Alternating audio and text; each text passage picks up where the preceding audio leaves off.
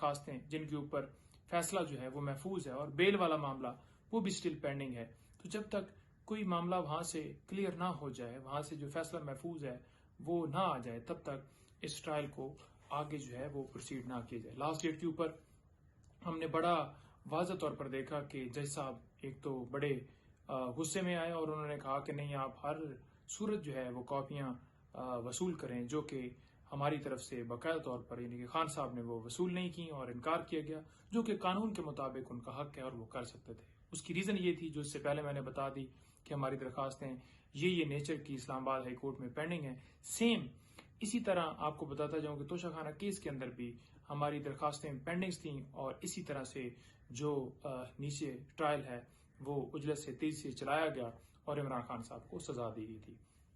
तो लिहाजा ये एक दरखास्त आज दी है कि ट्रायल कोर्ट में जो प्रोसीडिंग्स चल रही हैं उनको रोका जाए। और नंबर 2, हमने जो इमरान खान साहब को जेल मैनुअल के मुताबिक उनका हक है उस हवाले से जो है एक सीएम फाइल किया है, जिसमें हमने ये कहा है कि ये जो हमारी दरखास्त है ये बहुत लंबी डेट के लिए दे दी गई है। हालांकि अदालत ने हुक्म दिया था कि 2 हफ्तों में फिक्स किया जाए और 25 तारीख दी गई है, तो लिहाजा से जल्दी जो है वो फिक्स किया जाए, क्योंकि इसके अंदर जो सबसे अहम चीज है वो महफूज खाने के हवाले से हमारी सदा थी कि महफूज खाना यानी कि जो उनका डॉक्टर है, जो हमारा डॉक्टर होगा, जो काबिल भरोसा होगा, उसके जरिए खाना जो है वो चेक करे और उसके बाद उनको खान साहब को खाना दिया जाए। तो वो जो दरखास्त है उसको जल्दी से जल्दी फिक्स करना चाहिए। पहले भी आपको पता है कि पूरे 2 महीने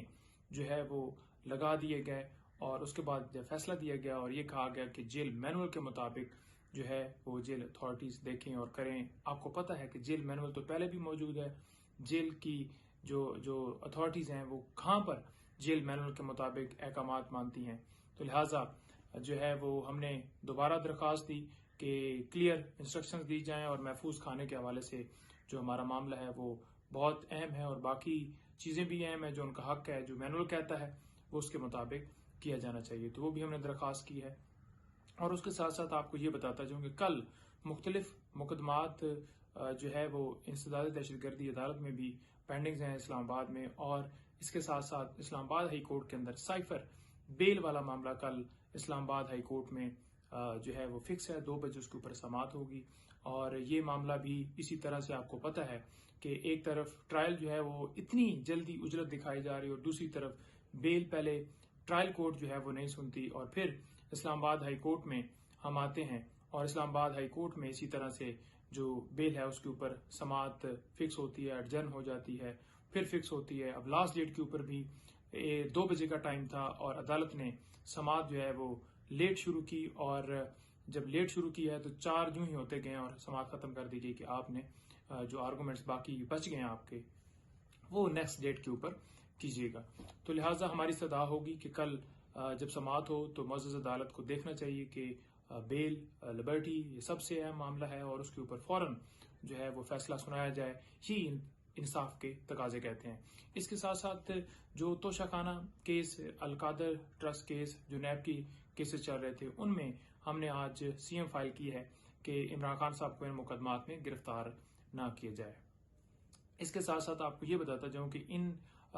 2 जो केसेस हैं, इन 2 केसेस में खान साहब की अबूरी जमानतें इस वजह से खारिज हुई थी कि इमरान खान साहब जी अदालत में पेश नहीं हुए। हालांकि अदालत उनको प्रोड्यूस कर सकती थी, जो कि नहीं किया गया और हमने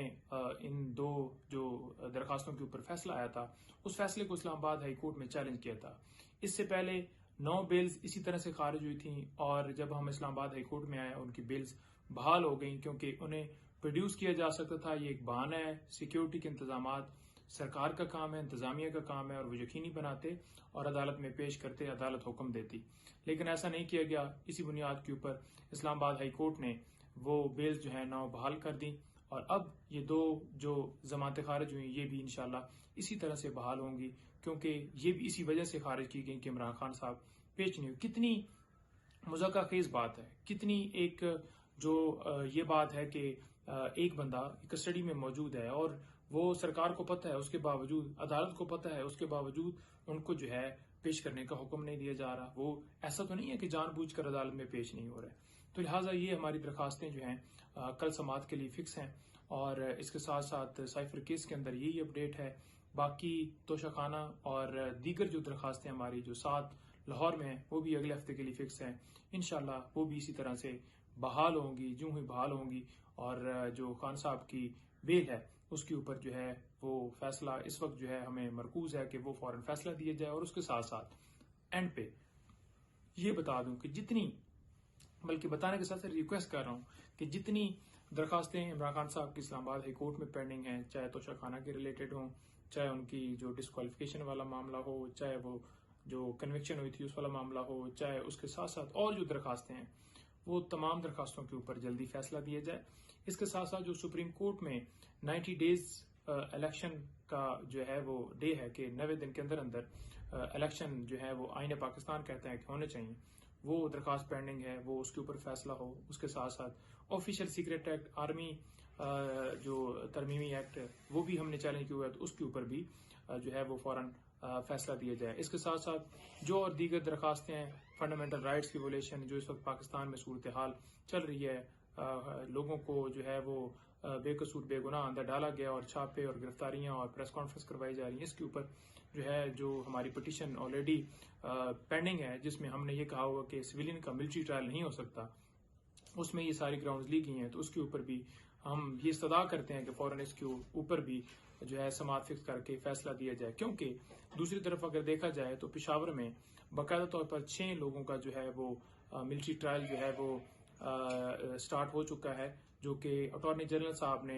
बाकायदा तौर पर सुप्रीम कोर्ट में ये यकीन दहाई कराई थी कि मिलिट्री ट्रायल जो है वो स्टार्ट नहीं हुआ, और स्टार्ट होने से पहले अगर कोई ऐसा प्रोग्राम बनता है तो जरूर कोर्ट को एतमाद में लिया जाएगा। तो कोई ऐसा एतमाद में नहीं लिया गया, बल्कि लास्ट डेट के ऊपर प्रोसीडिंग भी हुई है और कल इसके लिए